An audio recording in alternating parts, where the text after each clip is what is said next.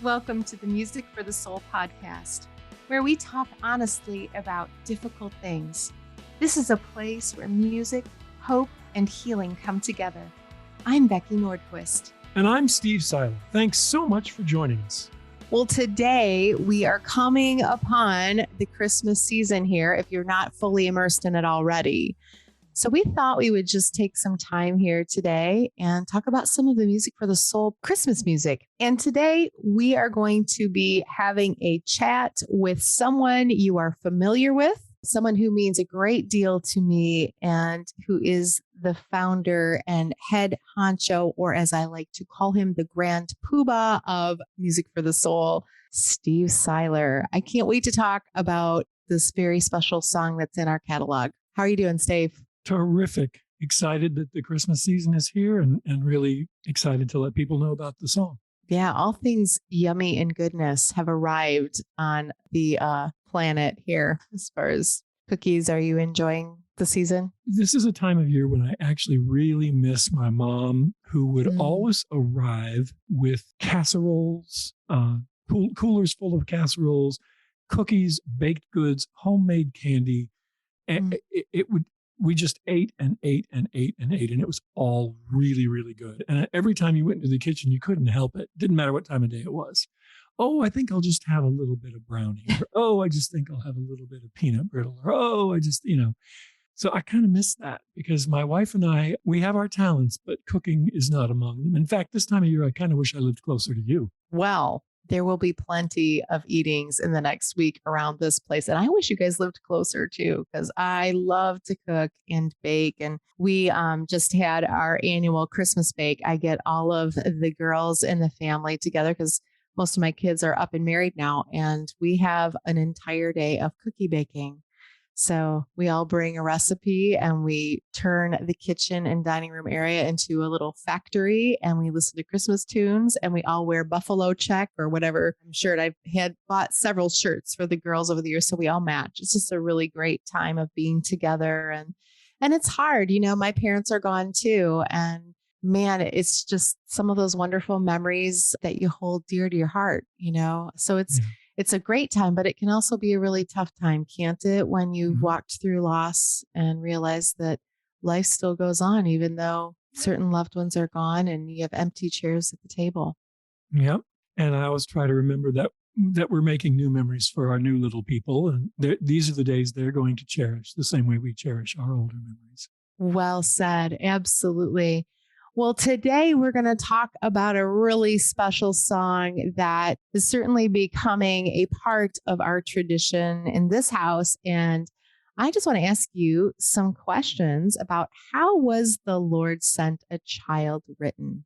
Well, this is really peculiar. I used to have a pickup truck and I would take my cassette recorder. Okay, so we're going back to 1987 for this one. I'm just impressed you had a pickup truck.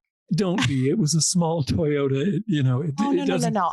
I was envisioning the red, Christmas pickup truck that's on everything. I'm picturing Steve in the red pickup truck with the Christmas tree hanging out the back. No, not so much, huh? Little white Toyota. I think my Prius holds more than that flatbed did. Anyway, it was summertime, and I was driving around in my pickup truck, and I had this little cassette recorder with me. And I got this idea for a Christmas song.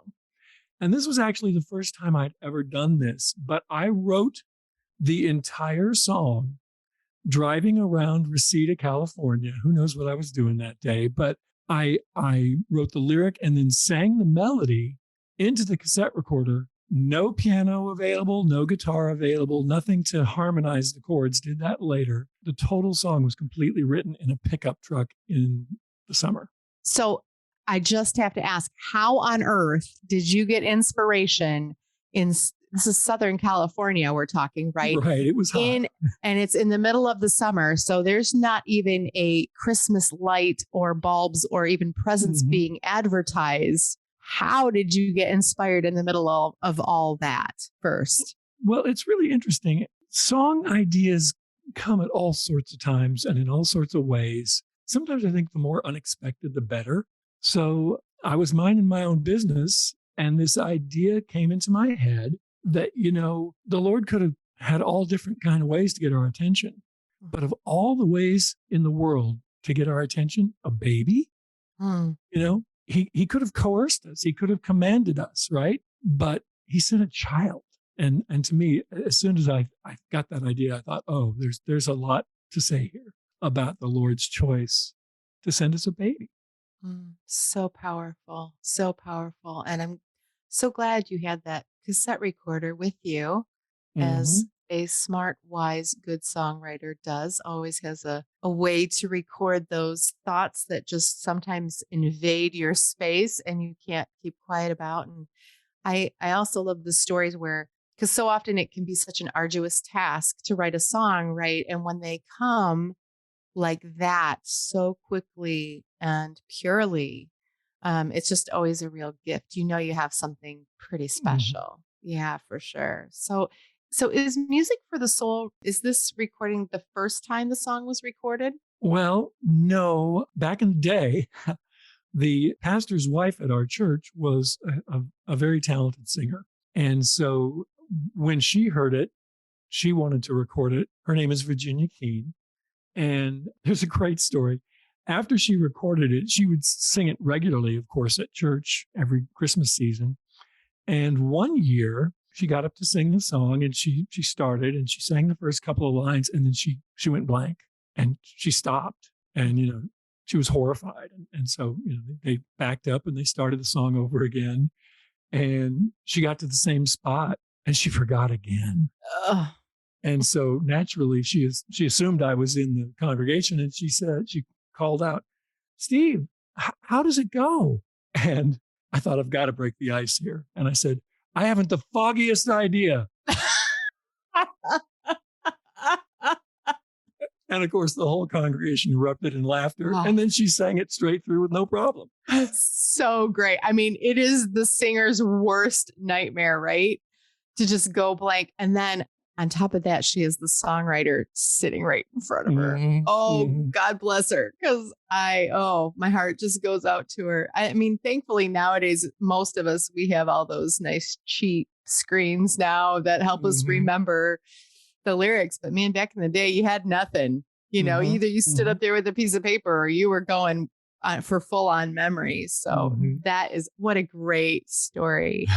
So bless her. Are there any other recordings of the song? Yes, I did an album for a young lady named Michaela Enriquez. She was actually 8 years old.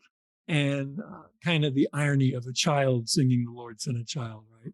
So we did an album for her because she had been on Good Morning America and had sung my song Not Too Far From Here, a song that Ty Lacey and I wrote after the Murrah Federal Building had been bombed. And Mm, when they had her on, I mean, there were videos of people, helping people out of the rubble and everything. And mm, her voice was over that, very powerful. mhm, And that afternoon, I was told that they got literally thousands and thousands of calls, people wanting the recording, mm, but there was no recording, right? She had just sung it on television. And so the company that I worked at decided that they would sponsor an album of her. And of course, when we went to record the album, we decided it would be nice to include a Christmas song. And we recorded it in the basement of McSpadden Smith. We had a little studio down there. Oh yeah. And there's one memory of that recording session that really still to this day blesses me. The guitar player on the session was David Cleveland. He's a Nashville studio guy and just super duper talented and has played on thousands of records, literally. So he's there and he's got his acoustic guitar, and we get to the end of the song, and he's like, I wanted to feature the guitar at the end, and he said, "Steve, I don't know what should I play." And I said, "Dave, imagine you're in the manger at the birth of the Christ child. What would you have wanted to play for him?" And he didn't say a word. We pressed record and he played this beautiful ending. Mm, And it was just one of those moments, where mhm, you capture something magical and it's not like I said, well, you should play an E and then you should play a G and then, or you should play a triplet. I didn't give him any musical direction at all, but his ability in that moment Mhm. as a musician to take what I said and then translate it into musical language it was really a special moment.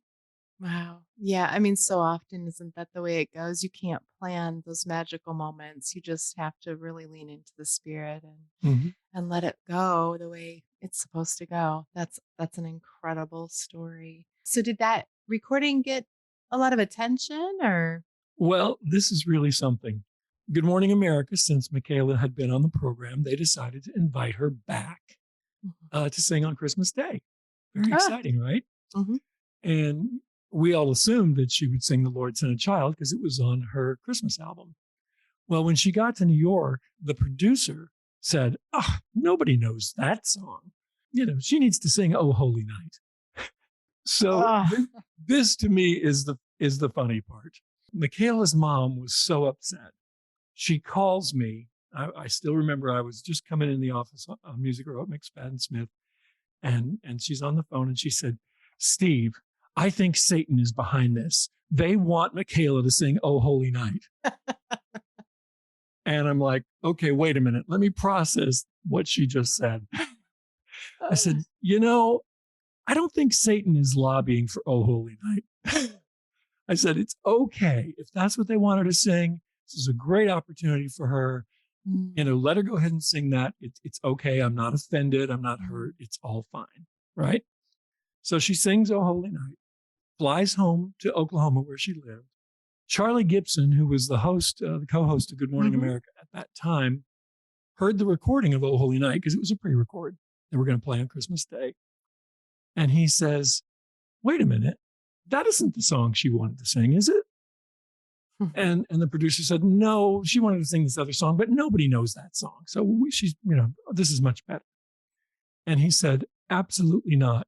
You fly her back to New York and let her sing the song she wanted to sing. Go Charlie. Woohoo. Isn't that amazing? That's So awesome. So So they great. did. They flew her back to New York. She sang Wow. The Lord Sent a Child, and on Christmas Day that year, she was featured singing it. So yes, the Fantastic. record the recording got a lot of attention. Wow. Wow. Wow. That is a great story. Yeah, I loved those days of, gosh, was it Charlie Gibson and Joan London and that crew and yeah, Good Morning America. That what a great opportunity for Michaela, but also to get this music out there. And I'm sure it blessed a lot of people. So what happened then? I mean, after that. Well, once a song has been recorded as a songwriter, you're always churning out new material. So you tend to go on to the next. Right. And so, every time Christmas rolled around, it was like, oh, I got this Christmas song here. Maybe we should sing it at church, So Right. sometimes I would sing it, sometimes other people would sing it, but it mainly became just something that I returned to at Christmas time to Mhm. share with my own church family. So that went on for many, many, many, many years, and there was no other recording. Hmm. Wow. So how did the music for the soul version come about then? Well, Music for the Soul. Obviously, our ministry is about helping people through difficult times, using music to bring hope and healing to Mhm. folks who are experiencing trauma or pain. And so I felt like the Music for the Soul Christmas song should probably be something like that. It's Christmas time, but it's really hard anyway. And, Mhm. and so I wound up writing a song called It Doesn't Feel Like Christmas this year, Great which song. we fully orchestrated it in that kind of 1940s classic Mhm. Christmas feel, and that song just sits in the sadness for people who are having a rough holiday. Why don't we listen to just a little bit of that right now?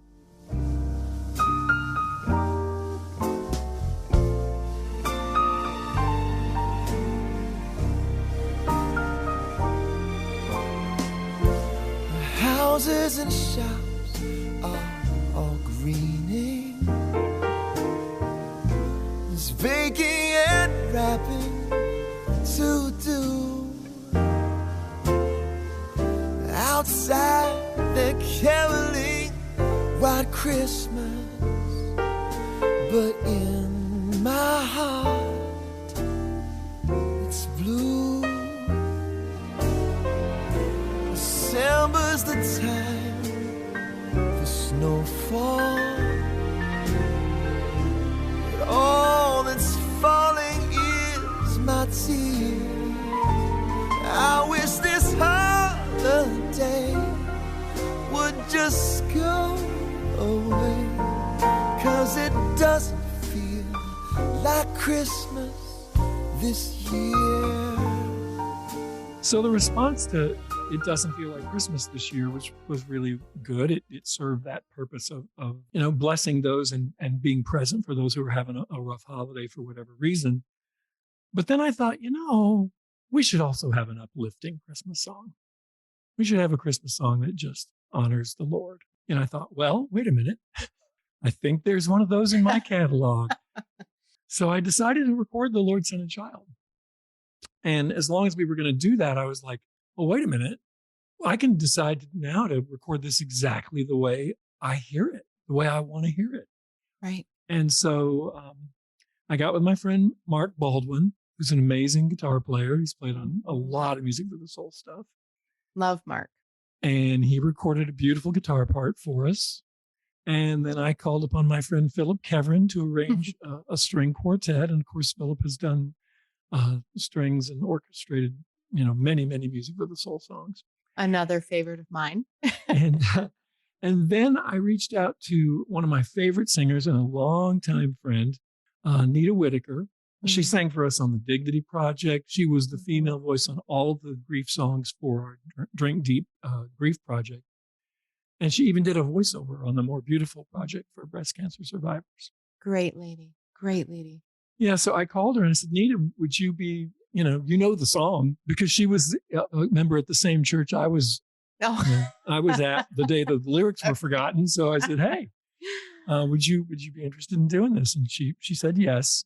So once the track was created in Franklin, Tennessee, but once the track was done, I went to LA. And of course, it was summer. And, I always say to people, Christmas recordings are always done in the summer because you're getting ready for the wintertime. Nobody records a Christmas song actually at Christmas, right? Which reminds me of what I think is a really funny story. I was writing music for television when I lived in Los Angeles, and I got asked to write a Christmas song for an episode of a soap opera. And it was summertime. And at that time, my wife and I were living in a small house in Burbank, California, and my dad had helped us convert the garage into a music room. Only the thing was, there was no heat or air in that room and no air conditioning. It was just a garage, right? That we were calling a room. So it's summertime, and I'm going to write a Christmas song. The first line of the lyric is, "It's cold outside," right? I am in a bathing suit and the sweat is dripping from my forehead. I'm wiping the sweat tears out of my eyes and, singing about how cold it is. So that's just the deal with Christmas songs. They get recorded and written and recorded in the summertime. You have to transport yourself into another time and another place and another dimension. The power of imagination. You have to summon it. So anyway, I met Nita in Los Angeles during the summer, a couple summers back, and we recorded "The Lord, Son, and Child." She did a beautiful, beautiful job. Well, I'm excited to give that a listen here. So what's your hope for the song now? Well, I have to say this first. You're always looking for that evidence, I guess is the word, that God is with you. For me, working on things that are supposed to be of God or for God, that are where we're focusing on Christ, I'm always looking for some kind of sense that we're in the right place and that what is happening is good and right. And at one point in the song, when Nita was recording the vocal, I heard my mom. My mom was a singer.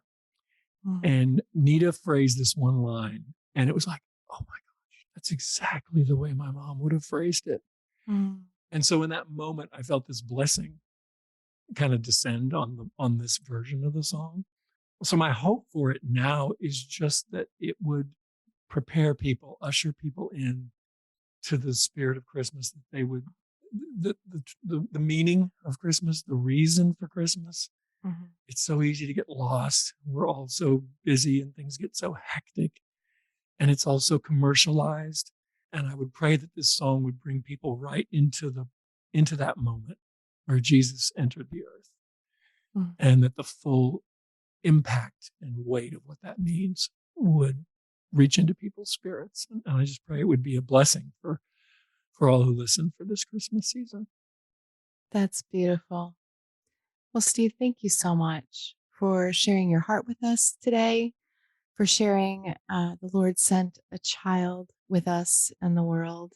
It's an incredible song recorded by an incredible artist, written by an incredible friend and a songwriter friend.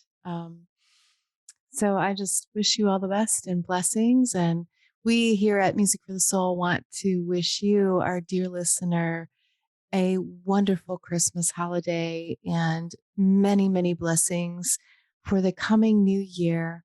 May you find comfort and hope, not just in the Lord Jesus, but also with the music for your soul. And we just hope you have a wonderful holiday season and enjoy this beautiful version of The Lord Sent a Child by Nita Whitaker, and Christmas blessings from us to you. Amen. He could have sent down an army of soldiers to back up his word with a sword. He could have called down a chorus of angels to strike an emotional chord. He could have left us to our own devices, a civilization on trial, but in his infinite wisdom, the Lord sent a child.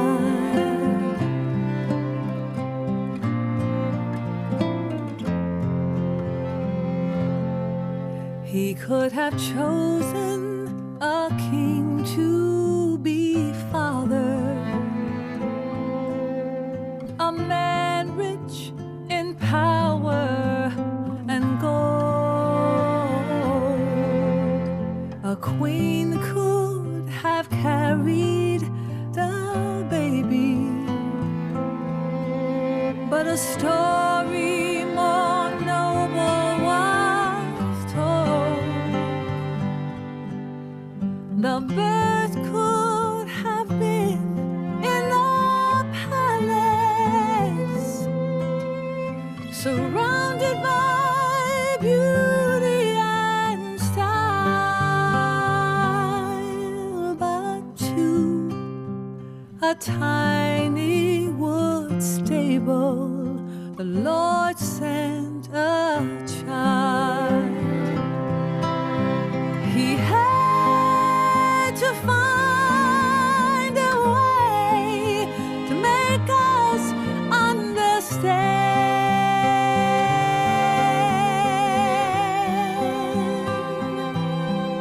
So he sent us the truth in the form of a man.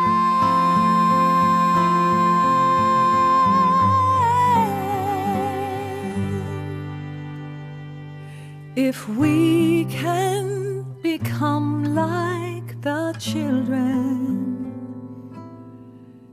full of wonder and empty of hate,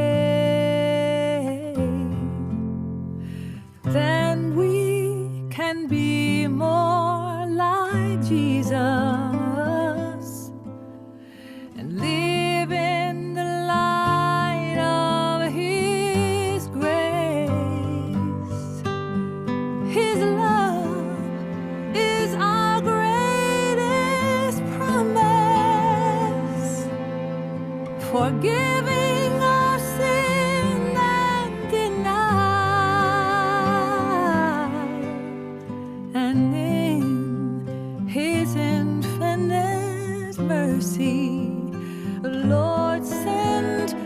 child.